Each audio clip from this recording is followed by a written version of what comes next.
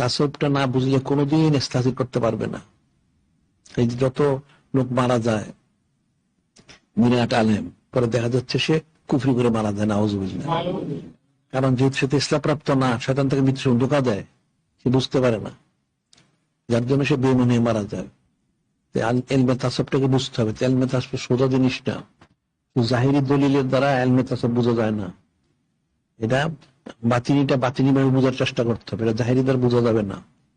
জিকির ফিকির করতে হবে। জিকির ফিকির করার জন্য একটু কথা ফার্সিতে বলা হয় আল্লাহ আল্লাহ করতে আল্লাহ মি সাওয়াদ ইসুকুন কায় বাওরে মরদুম সাওয়াদ।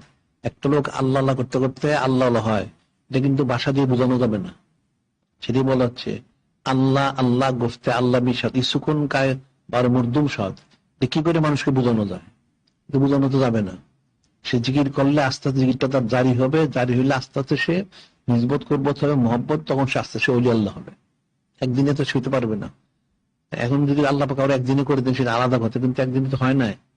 যত বড় বড় আউলিয়া কেরাম যারা করছেন সবাই তো অনেক 10 বছর 20 বছর অনেক সাধনা করেছেন, করে একটা অবস্থায় পৌঁছেছেন।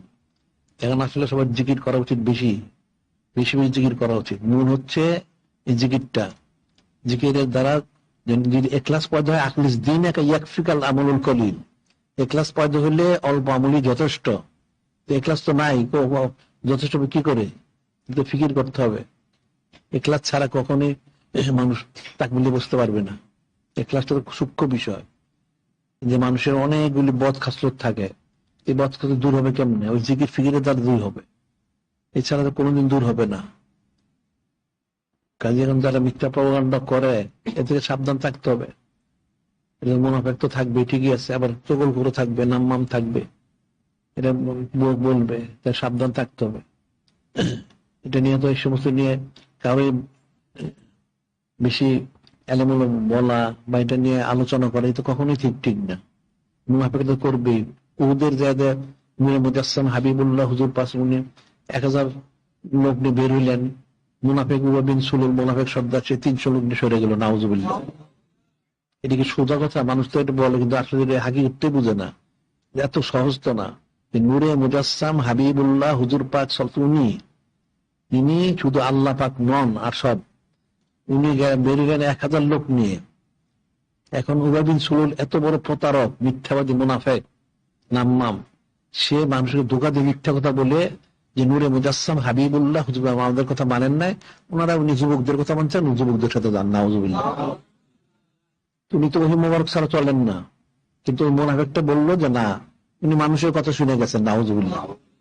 এই যে কথাগুলি বললো, সে তো নিজে তো কাফেরই, ঠিকই আছে, মুনাফিক, সে এটা ধোঁকা দিয়ে 300 লোকদের সরাই নিয়ে গেল, নাউজুবিল্লাহ। এখন নিজের সরাই নিয়ে তো দিন ইসলামের কোনো ক্ষতি হয়নি, তার নিজের ক্ষতি হয়েছে। এখন সাময়িক একটা বিপর্যয় হতে পারে, কিন্তু এই বিপর্যয় তো স্থায়ী না, এটা সাময়িক। দিন ইসলাম তো ঠিকই প্রতিষ্ঠিত হইলেন, এখনো জারি আছে। উবাই বিন সালুল তো জাহান্নামে গেছে,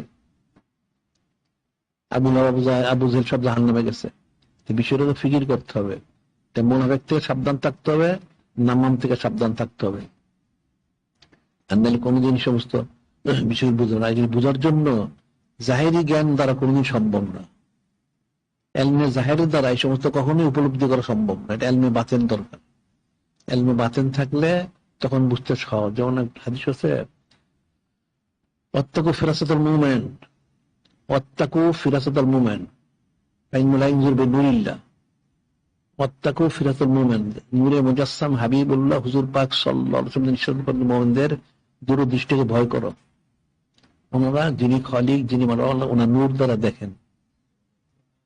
তো এখন যে খালেস মুমিন হইতে পারে তখন সম্ভব, এছাড়া তো সম্ভব না, কঠিন বিষয়। এখন মিথ্যাবাদী মিথ্যা রটনা করবে, এটা করুক, সেই জন্য এই মিথ্যার পিছনে তো দৌড়ানো যাবে না, নিজে আমলটা করতে হবে। যদি কেউ মিথ্যা যারা সরায় এরা যদি অস্বীকার করে, তাহলে তাদের উপরে অসুবিধার কি আছে, কিন্তু নিজের যে জিনিসটা আছে সেটা তো ঠিক রাখতে হবে। এখানে তার তালিম হোক, তালকিন হোক, 10 তাদ্দিস হোক, সেটা এখানে তো বন্ধ করা যাবে না, এটা তো দাঁড়িয়ে রাখতে হবে। মুনাফিকরা মুনাফিক করবে, মুনাফিকের তো কাজই সেটা, আর নামামের কাজই সেটা। এটা তো স্বাভাবিক, এটা কোনো অস্বাভাবিক কিছুই না। আমরা এত কথা বলি, কতজন বুঝে না, আমরা তারপরে বলি, কারণ এটা সব তো বুঝবে না। বছরে একবার দুইবার আসে, মাসে কেউ আসে, সে বুঝবে করতে, আমাদের জীবনের কথা বুঝবে না, যে আমরা জানি, আমরা যা বলি এরা আসলে বুঝে না। হয়তো কেউ কেউ হয়তো বুঝে, তারা যদি সমজদার থাকে এরা বুঝে, এছাড়া কেউ বুঝে না। কতজন সমজদার, এটা তো একটা ফিকিরের বিষয়।